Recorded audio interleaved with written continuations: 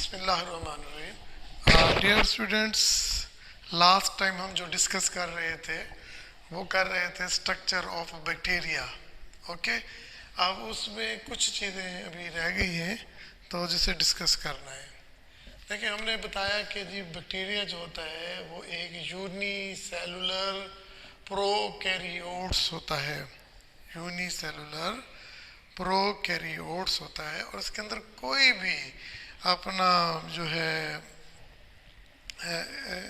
Proper nucleus नहीं होता है। ऐसा न्यूक्लियस होता है कि उसका न्यूक्लियर मेम्ब्रेन नहीं हुआ करती। ओके, तो अब इसके हमने सबको कुछ पढ़ा, इसके सेल वॉल का पढ़ा, सेल मेम्ब्रेन के मुतलिक पढ़ा, फ्लैजेला के मुतलिक पढ़ा, पिलाई के मुतलिक पढ़ा, तो आज और साइटोप्लाज्म के मुतलिक पढ़ा। ठीक है, अच्छा, अब साइटोप्लाज्म में राइबोसोम्स भी मौजूद हैं। इसके अंदर एक प्रोडक्ट होता है, एक केमिकल होता है जिसे कहते हैं मैग्नेटोसोम। ठीक है, अब देखिए, मैग्नेटिक का मतलब होता है खींचना, सोम का मतलब होता है बॉडी का खींचना। मसलन अगर एक बैक्टीरिया यहाँ पर मौजूद है और वो देखता है कि यहाँ इस एरिया में खुराक भी ज़्यादा है, हर चीज़, पानी भी, खुराक भी, हर चीज़ उसे मुयसर है, और इस तरफ ऐसे केमिकल्स हैं जो उसको डिस्ट्रॉय कर सकते हैं, तो डेफिनेटली जो बैक्टीरिया है वो इस तरफ मूव करने को प्रेफर करेगा, ना कि वो इस तरफ आएगा। तो इस तरफ वो नहीं आएगा। ठीक है, तो उसके मूवमेंट के लिए जो ये मैग्नेटोसोम जो होता है वो उसको हेल्प करता है उस हैबिटेट की तरफ लेके जाने के लिए जो इसके लिए फेवरेबल होता है। ओके, अब देखो ये क्या है जी, मैग्नेटोसोम्स है। ये हेल्प करता है किसकी भला, बैक्टीरिया के लिए, for the movement toward the habitat which is preferable, जो कि प्रेफरेबल होती है। ओके, फिर इसके बाद हमने सेल वॉल को तो कंप्लीट हमने डिस्कस कर लिया था, पेरिप्लाज्मिक स्पेस को भी डिस्कस किया था। अब आता है सेल मेम्ब्रेन। अब बिल्कुल ये वैसे है जैसे हमने चैप्टर नंबर 3 में फिजियोलॉजी में सेल के अंदर हमने पढ़ा था कि सेल के स्ट्रक्चर में पढ़ा था सेल मेम्ब्रेन के मुतालिक।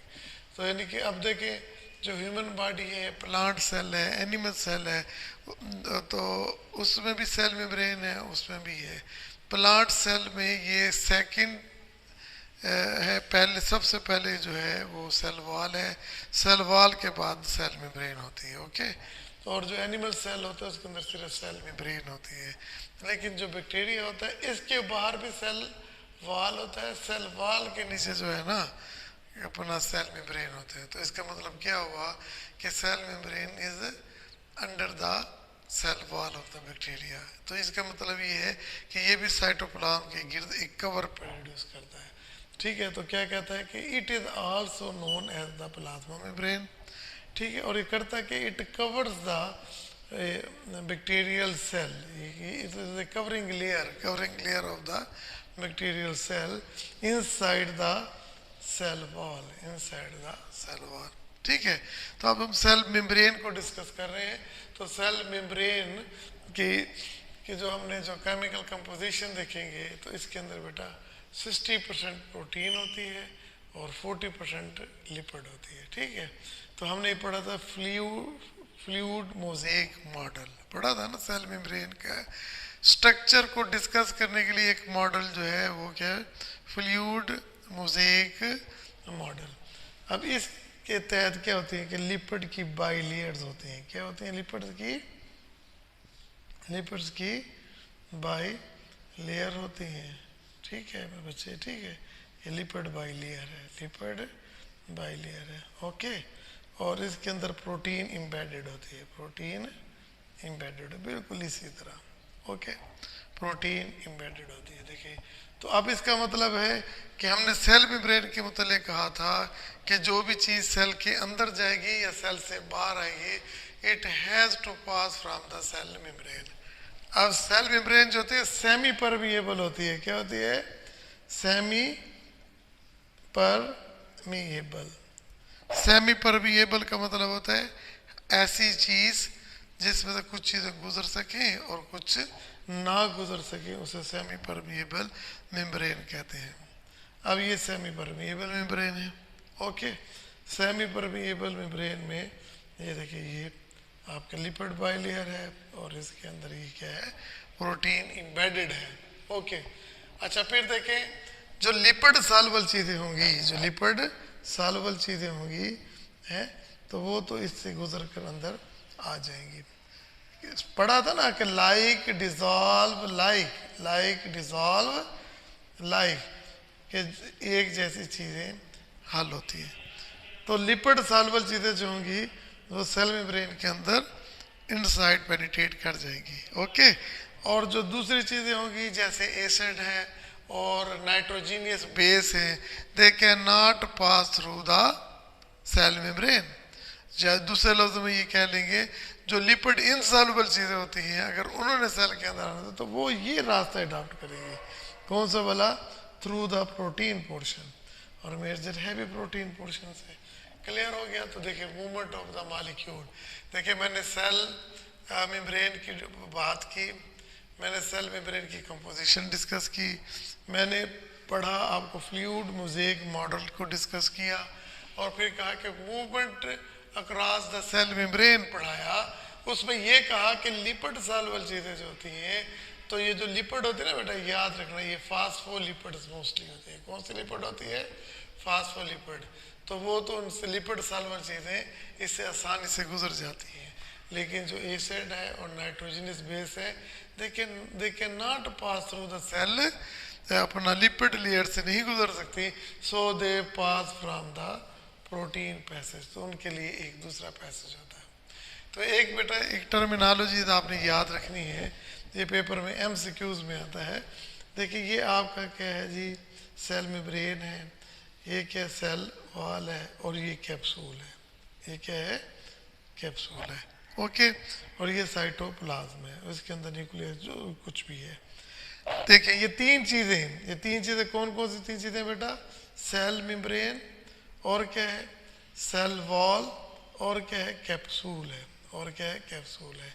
इन तीनों के मिलाकर हम एक कहते हैं बैक्टीरियल एनवेलप कहते हैं। एक टर्मिनोलॉजी इस्तेमाल करते हैं, सेल इन्वेलप। सेल इन्वेलप, तो सेल इन्वेलप में तीन चीज़ें मौजूद हैं। वो कौन कौन सी तीन चीज़ें मौजूद हैं? सेल मेम्ब्रेन, सेल वॉल और कैप्सूल।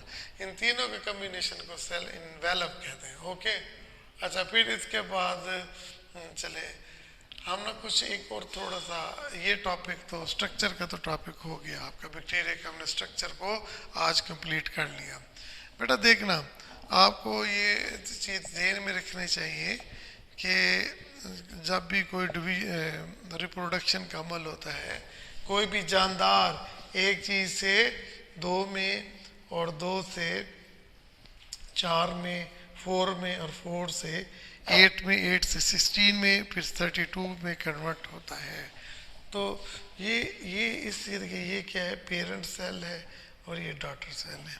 ठीक है, क्लियर हो गया? तो रिप्रोडक्शन होती है किस्म की, इनकी पॉपुलेशन बढ़ रही है, तो बैक्टीरिया की पॉपुलेशन भी बढ़ती है। ओके, तो इसमें होता क्या है कि ये सेक्सुअल रिप्रोडक्शन भी करते हैं, और ज़्यादातर बाइनरी फिशन से करते हैं, और सेक्सुअल रिप्रोडक्शन भी होती है और ए सेक्सुअल रिप्रोडक्शन भी होती है। तो जो ए सेक्सुअल रिप्रोडक्शन होता है उसे कहते हैं बाइनरी फिशन। उसे क्या कहते हैं? Binary fission. ओके, ये सब बात समझ आ गई ना? बाइनरी फिशन की बात समझ आ गई कि ये कौन सा मेथड होता है? ए सेक्सुअल रिप्रोडक्शन। ए सेक्सुअल रिप्रोडक्शन, ठीक है। यानी कि ये एक, यूँ समझना, ये एक बैक्टीरिया है, ठीक है। तो इसका सबसे पहले क्या होगा? इसका DNA जो होगा ना, ये DNA है, ठीक है। ये DNA क्या होगा?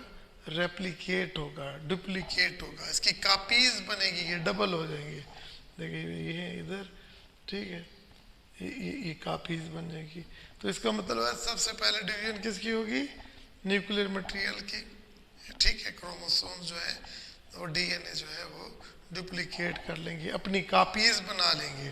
फिर इसके बाद डिवीजन होगी साइटोप्लाज्म की, फिर देखिए ये जो है ना ऐसे दरमियान से, ये दरमियान से ऐसे पिचकना शुरू हो जाएगा, तो ऐसे और ऐसे करते करते ये एक बन जाएगा, ये एक बैक्टीरिया बन जाएगा और ये दूसरा बैक्टीरिया बन जाएगा। ओके ठीक है जी, समझ आ गई ना। तो ये पेरेंट था बैक्टीरिया और ये डॉटर सेल है इसके। तो इस तरह इसे कहते हैं एसेक्सुअल रिप्रोडक्शन, बाइनरी फिशन, कि जब एक बैक्टीरिया दो में कन्वर्ट हो और वो इस तरह हो कि सबसे पहले उसके डीएनए डुप्लीकेट हो, ठीक है, फिर उसके बाद उसका साइटोप्लाज्म जो है वो दो हिस्सों में डिवाइड हो जाए और इस तरह दो इंडिविजुअल सेल्स बन जाते हैं। तो इसे कहते हैं बाइनरी फिशन। क्या कहते हैं? Binary fission. ओके, ये ना इसमें तस्वीर दी हुई है आपकी बुक में, इसको तस्वीर दी गई है, तो अब पेपर में तो कुछ भी आ सकता है। अब बाइनरी फिशन का जिक्र आ गया तो बेसिकली बाइनरी फिशन है क्या? ये एसेक्सुअल मेथड ऑफ रिप्रोडक्शन है, एसेक्सुअल मेथड ऑफ रिप्रोडक्शन है। ओके, बात समझ आ गई? अच्छा, फिर देखिए एक होता है मेथड रिप्रोडक्शन का, सेक्सुअल रिप्रोडक्शन, कि उसमें एक ये एग होता है और ये स्पर्म होता है। ये क्या होता है? स्पर्म होता है। ओके, ये फीमेल में और ये मेल में, तो ये आपस में इनकी क्या होती है? फ्यूजन होता है, तो जाइगोट बनता है, फिर करते करते एम्ब्रियो, फिर एक कंप्लीट बेबी बन जाता है। ओके, तो एक नया जानदार बन जाता है। तो ये है एक सेक्सुअल रिप्रोडक्शन, ठीक है। इसमें दो पेरेंट्स का होना ज़रूरी है, दो मुख्तलिफ, ठीक है। अच्छा, लेकिन जो अपना बैक्टीरिया है इसमें भी इंटरमिक्सिंग होती है। देखिए बेटा, याद रखिएगा, जो पहला था उसमें डिवीजन हो रही थी, इंटरमिक्सिंग डीएनए की नहीं हो रही थी, है। लेकिन कुछ मेथड है, हम उसे ये कहते हैं, देखिए ये एक बैक्टीरिया है, ठीक है, और ये दूसरा बैक्टीरिया है। यहाँ मैंने कहा था ना पिल्लाई होते हैं, पिल्लाई छोटे छोटे, कहा था ना कि पिल्लाई क्या करते हैं, वो इसको अटैच कर देते हैं। पिल्लाई क्या करते हैं, ये इस तरह आपस में ये अटैच हो जाएंगे, तो इसका डीएनए इसके डीएनए के अंदर इंटरमिक्स हो जाएगा, इंटरमिक्स हो जाएगा। तो ये बेसिक, तो इस तरह के जो मेथड होता है ये क्या कहलाता है? Sexual method of reproduction. लेकिन हम इसे सेक्सुअल नहीं कह सकते, इसे हम ये कहते हैं just transfer, genetic recombination, sharing of DNA, genetic recombination, sharing of DNA. तो ये तो इस अमल को कहते हैं पिलाई, क्या कहते हैं? अपना कॉन्जुगेशन, इसे क्या कहते हैं? कॉन्जुगेशन कहते हैं। लेकिन ये बुक, आपकी बुक में डिस्कस नहीं किया गया बेटा। फिर देखें, एक होता है ये आपकी बुक में है ट्रांसडक्शन, ट्रांसडक्शन। वो कैसे ट्रांसडक्शन होती है? ये देखिए, ये एक वायरस है, ओके, ये इस ऐसा वायरस जो बैक्टीरिया के ऊपर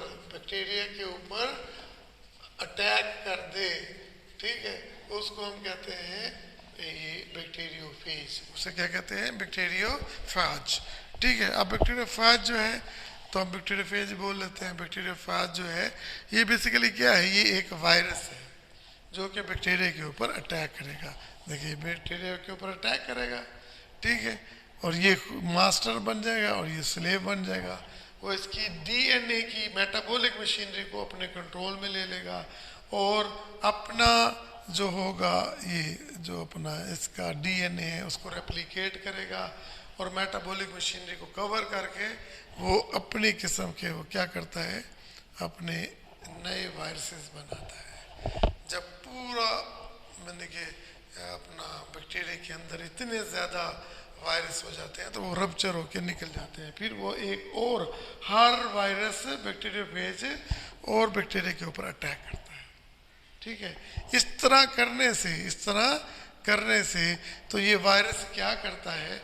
बैक्टीरियोफेज को तो किल कर ही देता है, ओके, लेकिन इसके साथ एक और काम कर लेता है कि इसका कुछ डीएनए, जो बैक्टीरिया का डीएनए होता है, वो किसके अंदर शिफ्ट हो जाता है?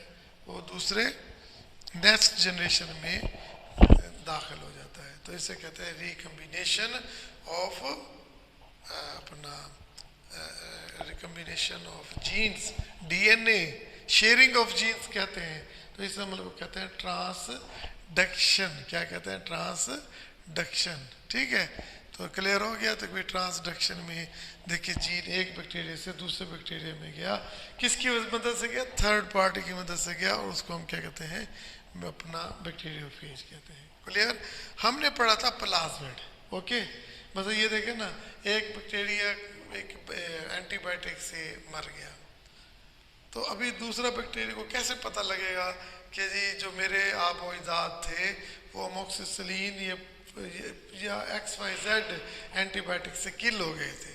कैसे पता लगेगा? तो वेरी सिंपल, वेरी सिंपल। तो उसके अंदर ये क्या होता है? ये ट्रांसडक्शन होता है। ये जो होता है ना, प्लास के अंदर एक होता है प्लाज्मिड, हमने पढ़ा था कि बैक्टीरिया के अंदर एक नॉन क्रोमोसोमल रिंग होती है ऑफ डीएनए, जो ग्रोथ में हिस्सा नहीं लेता, लेकिन इसके अंदर आर जीन्स होते हैं, आर फैक्टर्स होते हैं जो इम्यूनिटी पैदा कर देते हैं। ओके, जो ड्रग रेजिस्टेंस पैदा कर देते हैं। अब ये ना अपने तौर पर रेप्लिकेट कर जाता है, अपने तौर पर रेप्लिकेट कर जाता है, और इसी ट्रांसडक्शन की मदद से ये इसके अंदर जो चेंजेस आएंगी तो ये चला जाएगा, सेंस कर लेगा, ये दूसरे बैक्टीरिया में चला जाएगा और दूसरे बैक्टीरिया को कहेगा कि रेजिस्टेंस पैदा कर लो। तो वो जो नेक्स्ट आप एंटीबायोटिक देंगे तो उस वक्त तक वो बैक्टीरिया का रेजिस्टेंस पैदा कर चुका है, तो आपका बैक्टीरिया काम नहीं करेगा। देखिए ना, इन ट्रांसडक्शन बैक्टीरियोफेज क्या कहता है? ये बैक्टीरियोफेज है, ये अटैक कर रहा है किसके ऊपर? बैक्टीरिया पे। फिर transfer portion of bacterial DNA, देखिए डीएनए, ये बैक्टीरिया का डीएनए के एक पोर्शन को ट्रांसफर कर देता है टू फ्रॉम वन सेल, ये इस सेल से इस दूसरे सेल में अदर सेल्स। ओके, इसी तरह प्लाज्मिड है, तो ये भी डीएनए के बना होता है, ये अपने तौर पर डिवाइड होता है, इसके अंदर ये कैरी करता है जीन्स आर रेजिस्टेंस, एंटीबायोटिक के अगेंस्ट जो रेजिस्टेंस पैदा करते हैं ये वो पैदा कर देते हैं, और ये उसके ऊपर शिफ्ट कर देते हैं। ये ट्रांसडक्शन की मदद से एक बैक्टीरिया से दूसरे बैक्टीरिया में जो हो जाती है रेजिस्टेंस पैदा हो जाती है। तो इसको आपने देखा कंप्लीट उसने इसको डिस्कस किया हुआ है आपकी बुक में, पेज इसके अपना इसके थ्रू, किसके थ्रू? डायग्राम के थ्रू। ओके, फिर देखें आपके पास उसने ये इसके लिए ये देखिए ये ए सेक्सुअल मेथड ऑफ रिप्रोडक्शन है। तो ए सेक्सुअल मेथड ऑफ रिप्रोडक्शन में से गौर से देखिएगा, ये पेपर में आ जाता है, इसके ऊपर लिखा हुआ बाइनरी फिशन, इसके ऊपर लिखा हुआ है पहला स्टेप क्या होता है? Duplication, replication, copies of DNA are form. देखिए ये कापी, आधी कापी इधर गई, डुप्लीकेट हुई, आधे इधर गई। फिर इसके बाद साइटोप्लाज्म जो है वो दो हिस्सों में डिवाइड हो गया, फिर सेल मेम्ब्रेन ये पिंच हुई और दो एक डॉटर बैक्टीरिया बन गए। ये तस्वीर को देखिएगा, इस तस्वीर को गौर से देखना। तो इसमें सर्च पेपर में अगर MCQs आ जाते हैं ना, देखो कोई भी बैक्टीरिया है, कोई भी बैक्टीरिया है वो इन्फेक्शन करेगा, ठीक है। अगर वो साइनस में करेगा तो उसको बोलते हैं साइनोसाइटिस, अगर वो टॉन्सिल में करेगा उसे कहेंगे टॉन्सिलाइटिस, अगर कान में इन्फेक्शन करेगा तो इसको कहते हैं ओटाइटिस मीडिया, अगर लेरिक्स में करेगा तो इसे कहते हैं लेरेंजाइटिस, फेरिक्स में करेगा फेरेंजाइटिस, अगर ब्रोकाई में करेगा ब्रोकाइटिस, अगर एल्वोलाई में इन्फेक्शन कर देगा तो एल्वोलाइटिस, और अगर पूरे लंग्स की इन्फेक्शन कर दे तो इसे कहते हैं नमूनिया। अगर दोनों लंग्स की इन्फेक्शन हो जाए ना तो इसे नमूनिया बोलते हैं, अगर एक लोब की हो जाए उसे कहते हैं लोबार नमूनिया, ठीक है। अगर प्लूरा में इन्फेक्शन हो जाए तो उसे प्लूराइटिस कहते हैं। ओके, अगर पेंक्रियाज की इन्फेक्शन हो जाए तो इसे कहते हैं पेंक्रियाटाइटिस, ठीक है। अगर लीवर की इन्फेक्शन हो जाए तो उसे हम कहते हैं सीरोसिस, उसे क्या कहते हैं? सीरोसिस बोलते हैं। ओके, इसी तरह अगर GIT में लार्ज इंटेस्टाइन में हो तो उसे कहते हैं बैसिलरी डाइसेंट्री, बैसिलरी डाइसेंट्री। अगर नेफ्रॉन की इन्फेक्शन हो जाए तो उसे नेफ्राइटिस, क्या कहते हैं? नेफ्राइटिस। ठीक है। अगर यूरिथ्रा की हो जाए तो उसे यूरिथ्राइटिस, अगर यूरिनरी ब्लैडर की इन्फेक्शन हो जाए तो उसे हम कहते हैं सिस्टाइटिस। तो ये बेटा बस वही ऑर्गन का नाम लिखना है मोस्टली, सवाए आपने देखे अगर ब्रेन की मेम्ब्रेन की हो जाए तो उसे मेनिंजाइटिस कहते हैं, ठीक है। मेनिजीज की अगर इन्फेक्शन हो मेनिंजाइटिस, यानी कि आपने वो ऑर्गन लिखना है, आगे बस लेरेंजाइटिस, फेरेंजाइटिस, टिस टिस लगा देना, ओके। तो ये है आपका जो यहाँ तक का आज का लेक्चर। लास्ट का पूरा स्ट्रक्चर हमने बैक्टीरिया का पढ़ लिया और बैक्टीरिया के ट्रांसडक्शन पढ़ लिया और इसके ए सेक्सुअल मेथड रिप्रोडक्शन पढ़ लिया है। और नेक्स्ट हमने जो पढ़ा है कि नेम द डिफरेंट इन्फेक्शन। आपसे वो कह सकता है कि जी एयर की अगर इन्फेक्शन हो जाए तो उसे क्या कहेंगे, उसे एयराइटिस तो नहीं कहेंगे ना, उसे क्या कहेंगे, ओटाइटिस मीडिया कहेंगे। टॉन्सिल की हो जाए तो उसे टॉन्सिलाइटिस कहेंगे, लेयरेंस की हो जाए तो उसे लेरेंजाइटिस कहेंगे, ओके। तो ये बेटा आपने इसको अच्छे तरीके से देखना, ठीक है जी।